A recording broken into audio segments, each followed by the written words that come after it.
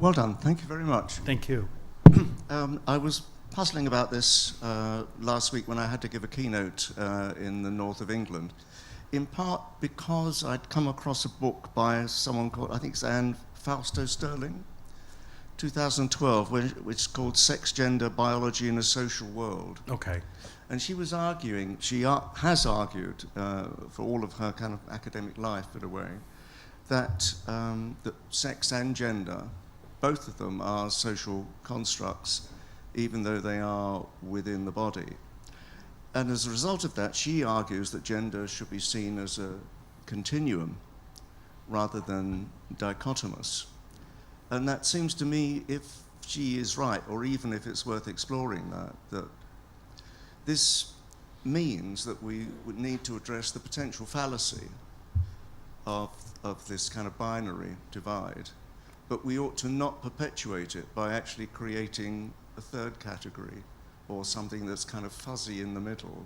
But we need a whole new way of trying to understand what sex and gender mean. And I say that as a Brit. You know, I get somewhat, my students will tell you I'm always rude about the Americans and their literature, because there is an obsession in the US English reporting that they always use gender when they mean sex. So they use gender for both. Whereas we have a slight Anglican bias that by sex we mean male, but not masculine. And so we've always puzzled about, I've been puzzling about this for 20 years, as to how to try to tease these things apart. Mm-hmm. And only because in England the concepts are slightly different, although we've become more used to using gender when we also mean sex. But I was just reminded of it by this particular senior academic's work about the possibilities of a continuum. In my survey, I tried to address that with when I asked what gender do you identify as. And I had male, I had female, transgender, and transgender male to female, transgender female to male, queer, non-conforming, prefer not to say, or other. And in the other category, it was interesting because I'm going to address different things that you brought up. I tried to address that there is a continuum. Okay, and having lots of choices, and also allowing respondents to also be able to identify with the most appropriate term for themselves. And so some of them would just prefer, most of us prefer not to say. I went to a training a few years back on sex and gender, and to become an ally. So you have to be trained to become an ally for the faculty, for anybody. And you know, what you can do, what you can't do, here are some terms, here are some things. And then one of the persons said, the facilitator said, sex, if we think about sex as that who you go to bed with, and gender is who you wake up as. And that distinction is a little bit more concrete, whereas sex has the constructs of love and physical love, emotional love, and gender is what you identify as. And there's lots and lots of literature. I think it began with Judith Butler about sex and gender being socially constructed, or sexuality being socially constructed. I don't think it's one thing or the other. Once we start having a binary of environment versus biology, then we're already getting into trouble. When Suvi was talking about emotional constructs, about how much is how are we hardwired in some of our emotions, and how much is contextualized culturally.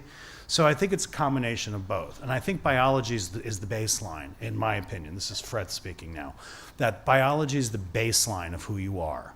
And then after that, culture comes in and how you negotiate or navigate that. Now, your point about the USA being, and I think the subtexts are a little bit more prudish than the rest of the world, than the rest of Europe and the UK. I would agree with that, and they are.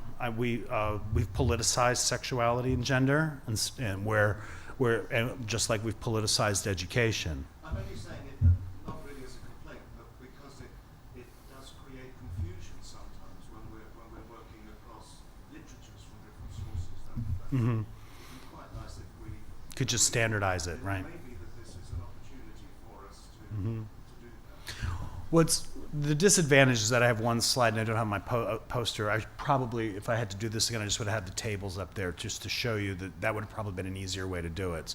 I wasn't thinking, I just didn't know what I didn't know about the conference. But then that way, because I want to defer to the literature about continuum, that there are 4 to 5 to 6 types of gender identities. And we've deliberately gone away from that in the United States. I think even on the census that's about to happen in a year and a half, we're going to be identifying our gender, not our sex.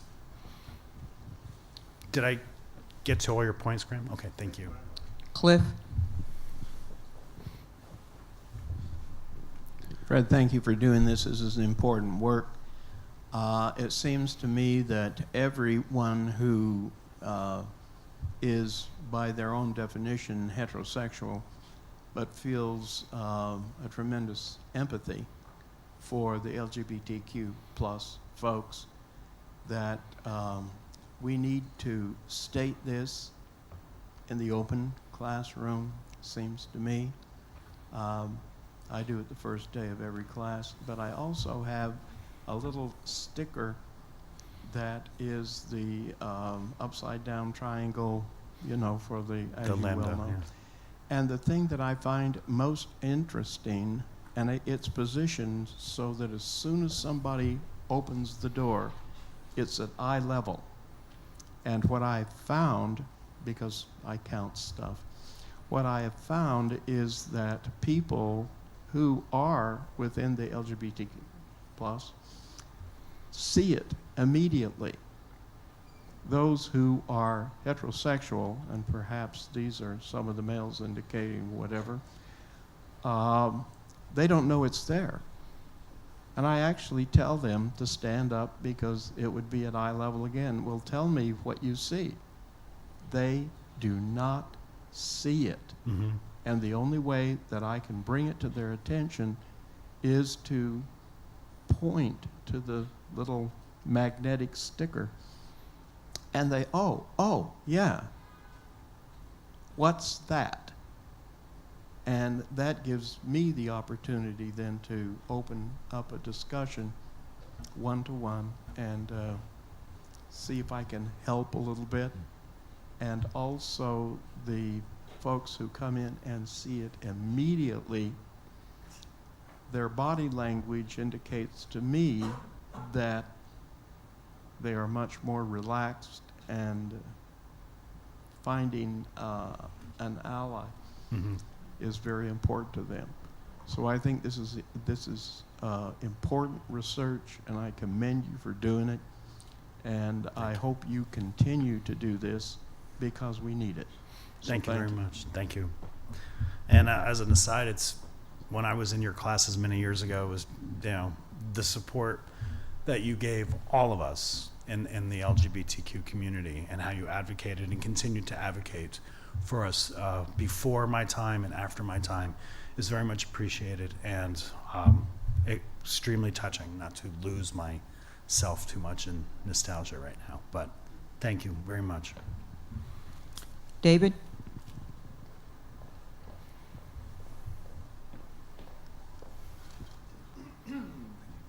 Thanks, Fred. Real eye-opener for me. I'm a bit embarrassed to say that, really. From where I work at, in Australia, the university's there, I'm sure. I know in Australia it's an issue and it's talked about, but I don't see it much at the university there. And I would hope that it's not because I'm blinkered in any way to that. I think I was just filling out my flight details on the form a moment ago, and it may have been what Cliff was alluding to then. But anyway, that's not my question. My question was, you actually alluded to, I think, a higher prevalence of sort of bullying amongst the medical department, I think. Did you say? Say that again. A high prevalence of bullying, sort of bullying in a medical department about this sort of thing. I think you mentioned that very briefly. Yes. When I started researching this topic, I was looking for, you know, you just do your searches on Sage and databases and stuff. And what I was seeing was a preponderance of the treatment, climate, medical climate studies and things like that of transgendered persons and perceptions of medical staff treatment. And I saw and I just kind of skimmed through them looking, and I started seeing, wow, it started in the medical and the nursing community. And it was negative, or they are bullying in a way that is either pejorative comments, not necessarily physical bullying, but people being exacerbating an already vulnerable person through comments. And it took the shape of not always the doctor, but maybe an office worker in the doctor's office or a hospital worker.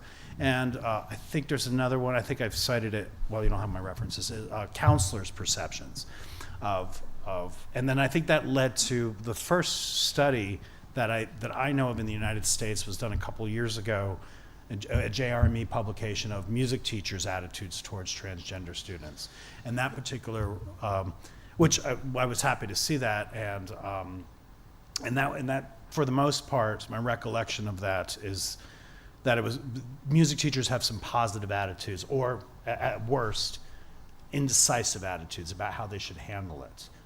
But so I wanted to see, when I looked at the U.S. National Trans Study, as it's called, if there was a problem in our discipline of music. Because again, that's an extensive survey too. So it's 29 parts. It talks about drug use and HIV infection and treatment by medical workers. So they've obviously looked at all the research, and they brought all that into that. And so that's what. And so there's a line of that. And so I think that's lessened now, because I haven't seen many recent studies on it. It's mostly now I'm seeing climate studies. College and universities, how are they doing it, especially in the journals of that provosts and administrators read, higher education journals, things like that. There's some positive stuff. You've touched Okay, on so we need to thank Fred for his work and continue the discussion in the breakout. Jean. Thank you very much.